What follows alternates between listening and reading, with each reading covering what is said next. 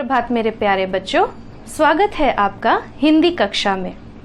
आशा करती हूँ आप सब अपने अपने घरों में सकुशल व स्वस्थ होंगे।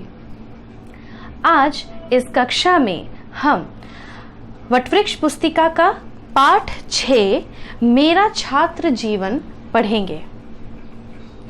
यह एक लेख है और इस लेख को लिखा गया है मोहनदास करमचंद गांधी के द्वारा, जिन्हें हम महात्मा गांधी के नाम से भी जानते हैं। महात्मा गांधी हमारे राष्ट्र के राष्ट्रपिता हैं और यह लेख जो है इन्होंने अपने छात्र जीवन के विषय में लिखा है। तो आइए बच्चों शुरू करते हैं पाठ मेरा छात्र जीवन। यह लेख हमारे राष्ट्रपिता मोहनदास करमचंद गांधी ने स्वयं लिखा है। इसमें उन्होंने अपने छात्र जीवन का वर्णन किया है। उनके छात्र जीवन के वर्णन में इतनी सच्चाई है कि हम भी उससे यह शिक्षा ले सकते हैं कि जीवन में छोटी छोटी बातों पर कैसे ध्यान दिया जा सकता है, और यदि हमने इन छोटी बातों पर ध्यान दिया तो एक दिन हम बहुत बड़े आदमी बन सकते हैं।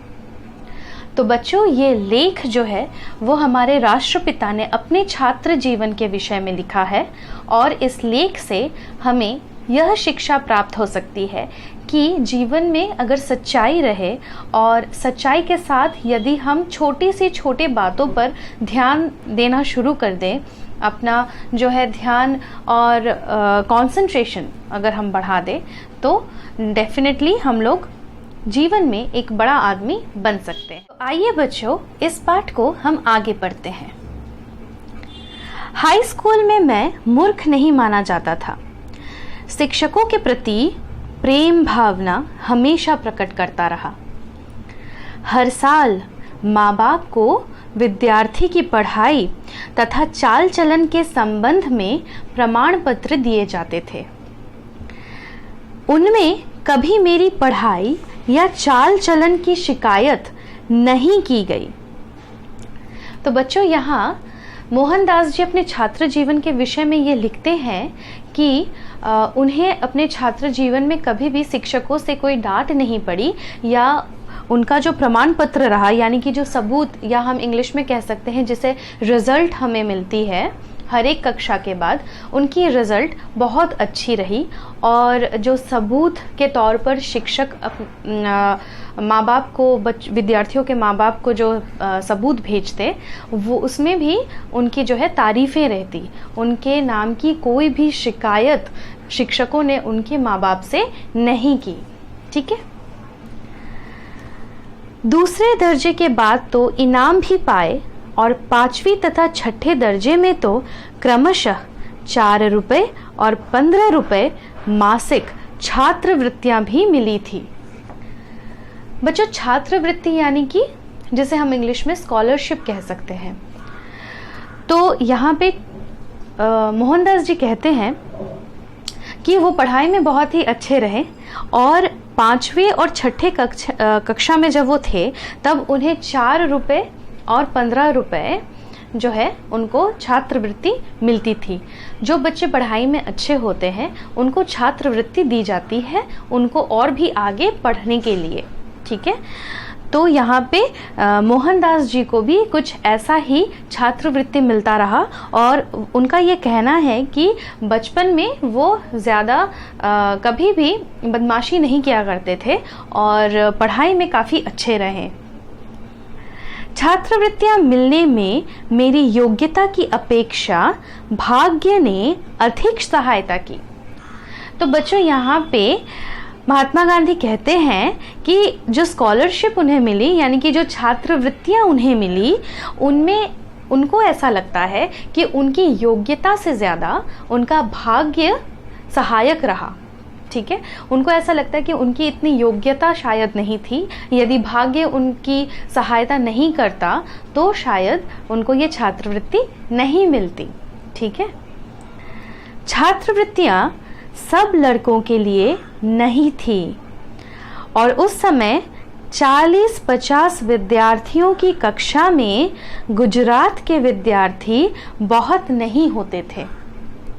बच्चों, यहाँ पे महात्मा गांधी का यह कहना है कि जैसे मैंने आपको पहले बताया कि जो बच्चे पढ़ाई करते हैं या पढ़ाई में इच्छुक हैं उनको छात्रवृत्तियाँ मिलती थी और सभी लड़कों के लिए छात्रवृत्तियाँ जो है नहीं मिलती थी।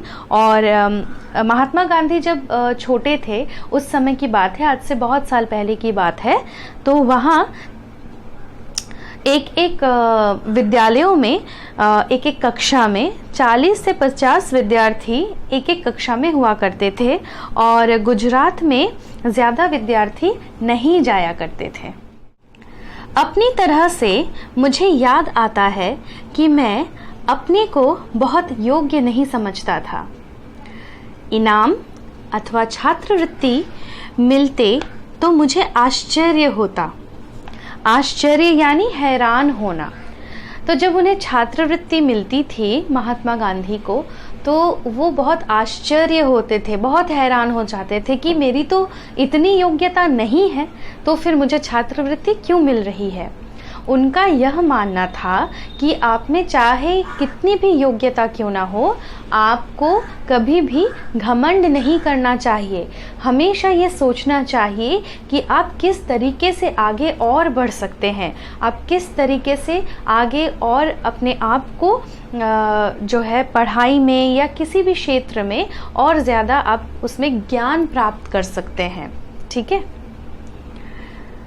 परंतु एक भूल जिसकी मैं आज तक सज़ा पा रहा हूँ। तो बच्चों, यहाँ मोहनदास जी ने भी कोई एक गलती की थी, उस गलती की सज़ा जो है वो आज तक भुगत रहे हैं। ठीक है। तो ऐसा नहीं है कि हम गलती नहीं करते हैं। यदि हमसे गलती हो जाए तो हमें यह कोशिश करनी चाहिए कि उस गलती को हम स्वीकारें, तो इससे जो है सच्चाई के पथ पर हम रहेंगे और हमारी जो ग्लानि है वो थोड़ी सी कम हो जाएगी। तो बच्चों, आगे देखते हैं कि महात्मा गांधी हमसे क्या कहना चाहते हैं। पढ़ाई में सुलेख होना आवश्यक नहीं, यह कुबुद्धि मेरे मन में न जाने कहाँ से आ गई और ठेठ विलायत जाने तक रही। तो बच्चों, यहाँ पे गांधी जी कहना चाहते हैं कि उनके दिमाग में यह कुबुद्धि यानी कि गलत विचार पता नहीं कहाँ से आया कि उन्हें ऐसा लगने लगा कि सुलेख जो है यानी कि हैंड राइटिंग जिसे हम इंग्लिश में कह सकते हैं, सुलेख जो है वो ज़रूरी नहीं होती है पढ़ाई के लिए। हमारी यदि लेख ही सुंदर नहीं है तो हम क्या लिखना चाहते हैं या क्या हम अपने मन का जो है विचार व्यक्त करना चाहते हैं, वो अगर कोई पढ़ ही ना पाए तो फिर हम क्या व्यक्त करें। इसलिए पढ़ाई में सुलेख होना भी बहुत ज़रूरी होता है। लेकिन मोहनदास जी को पता नहीं बचपन में कैसे ये समझ में ये दिमाग में आया कि सुलेख पढ़ाई के लिए ज़रूरी नहीं है।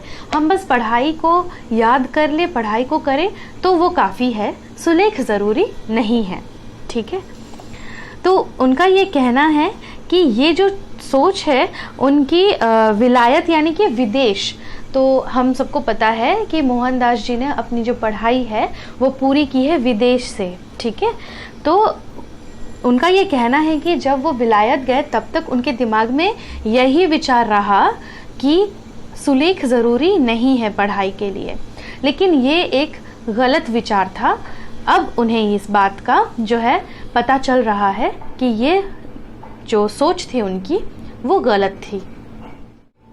खासकर दक्षिण अफ्रीका में जहां वकीलों और वहां जन्मे और पढ़े युवकों के मोती की तरह अक्षर देखे, तब तो मैं बहुत लजाया और पछताया।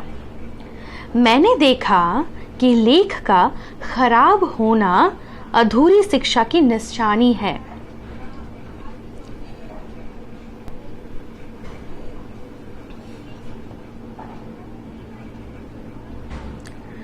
खासकर दक्षिण अफ्रीका में जहां वकीलों और वहां जन्मे और पढ़े युवकों की मोती की तरह अक्षर देखे, तो मैं लजाया और पछताया। मैंने देखा कि लेख का खराब होना अधूरी शिक्षा की निशानी है। मैंने पीछे अपने लेख को सुधारने की कोशिश की, परंतु पक्के घड़े पर मिट्टी कब चढ़ सकती है।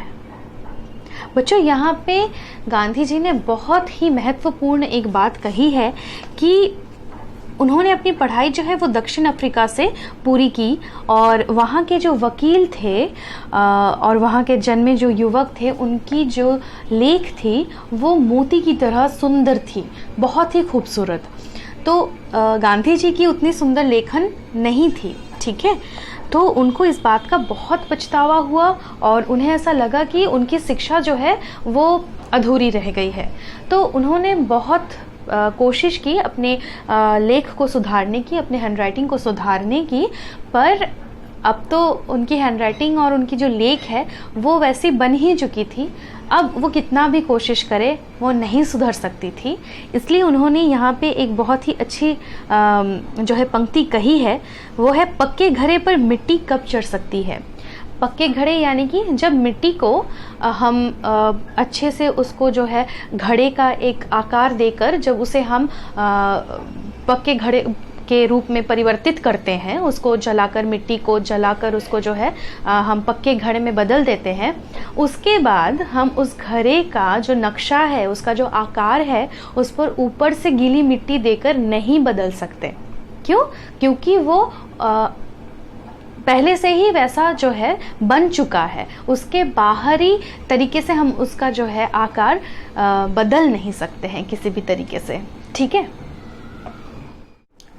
तो बच्चों, हमें हमेशा इस बात का ध्यान रखना चाहिए कि यदि हम पढ़ाई कर रहे हैं तो उसके साथ साथ हमारी लेखनी जो है वो भी खूबसूरत होनी चाहिए, नहीं तो हमारी जो शिक्षा है वो अधूरी मानी जाएगी। जिस बात की अवहेलना मैंने बचपन में की, उसे फिर मैं आज तक न सुधार सका। हर एक नवयुवक और युवती मेरे उदाहरण से चेते और समझे कि सुलेख शिक्षा का आवश्यक अंग है। लेखन सुधारने के लिए लेखन कला आवश्यक है।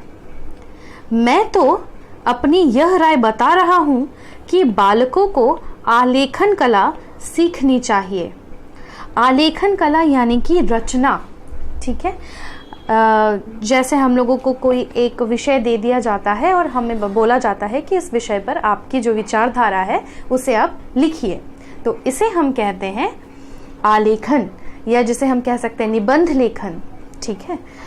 तो अनुच्छेद लेखन, निबंध लेखन, ये सारी जो चीज़ें हैं ये आलेखन कहलाते हैं, ठीक है। तो यहाँ पे गांधी जी कह रहे हैं कि हर एक नवयुवक और युवती को उनसे इस बात की शिक्षा प्राप्त करनी चाहिए कि किस तरीके से जो है वो अपनी लेख सुधारे, ठीक है। जिस प्रकार पक्षियों और वस्तुओं आदि को देखकर बालक उन्हें याद करता है और रखता है, आसानी से पहचान लेता है, उसी प्रकार अक्षरों को भी पहचान लेता है, और जब लेखन कला सीखकर चित्र इत्यादि बनाना सीख जाता है, और तब यदि अक्षर लिखना सीखे तो उसके अक्षर सुंदर हो जाते हैं। संस्कृत मुझे रेखा गणित से भी अधिक मुश्किल मालूम पड़ी। रेखा गणित में तो रटने की कोई बात न थी, परंतु संस्कृत में मेरी दृष्टि से सब रटना था। यह विषय भी चौथी कक्षा में शुरू होता है। तो बच्चों, यहाँ गांधी जी कहते हैं कि उन्हें संस्कृत जो विषय थी वो बहुत ज़्यादा उनको मुश्किल लगती थी, क्योंकि उन्हें ऐसा लगता था कि उनको याद करना पड़ेगा। रटना यानी कि याद करना पड़ेगा, ठीक है। तो रेखा गणित उन्हें आसान लगती थी, यानी कि गणित यानी मैथ्स, है ना। तो उन्हें संस्कृत से मैथ्स इजी लगती थी, क्योंकि संस्कृत में याद करना पड़ता था। रेखा गणित में उन्हें कुछ याद करने की ज़रूरत नहीं थी, वो जो है बस नियम जान लेते थे, फिर उससे कर सकते थे। लेकिन संस्कृत में उन्हें जो है याद करना पड़ता था, जिन्हें वो कह रहे हैं कि रटना पड़ता था, ठीक है। और ये जो विषय थी, मतलब संस्कृत की जो विषय थी, यह उनकी चौथी कक्षा से जो है शुरू हुई थी, तो इसलिए उनको थोड़ी सी जो है मुश्किल मालूम पड़ी ये विषय। छठी कक्षा में जाकर मेरा तो दिल बैठ गया। संस्कृत के शिक्षक बड़े सरल थे। विद्यार्थियों को बहुतेरा पढ़ाने का लाभ उन्हें रहा होगा। तो ये गांधी जी कहना चाहते हैं कि उनके जो संस्कृत के टीचर्स थे, शिक्षक थे, वो बहुत ही सरल थे और विद्यार्थियों को वो बहुतेरा पढ़ाने का जो है उनको ज़रूर कोई ना कोई लाभ जो है वो रहा होगा, ठीक है। तो यह एक नियम होता है, इस नियम को यदि हम पढ़ ले संस्कृत में बहुतेरा, तो वो जो नियम है उससे हमारी जो भाषा है वो सरल हो जाती है हमारे पास, ठीक है। तो यहाँ पे गांधी जी कहना चाहते हैं कि उनको अक्षर जो है लिखने के लिए पहले यदि हम उसको चित्रकला के तरीके से उसे लिखें तो हमारी जो लेखनी है, हमारी जो लेख है वो और भी सुंदर होती है और भी निखर कर आती है। तो और ये कहना भी चाहते हैं कि उनसे जो विद्यार्थी है यह शिक्षा प्राप्त करे कि शिक्षा के साथ साथ, याद करने के साथ साथ उनकी जो लेखन कला है वो भी खूबसूरत होनी ज़रूरी है। तो बच्चों, आशा करती हूँ आपको यह पाठ यहाँ तक समझ आई होगी। मिलते हैं आपसे अगली कक्षा में इसी पाठ को आगे पढ़ते हुए। तब तक के लिए धन्यवाद।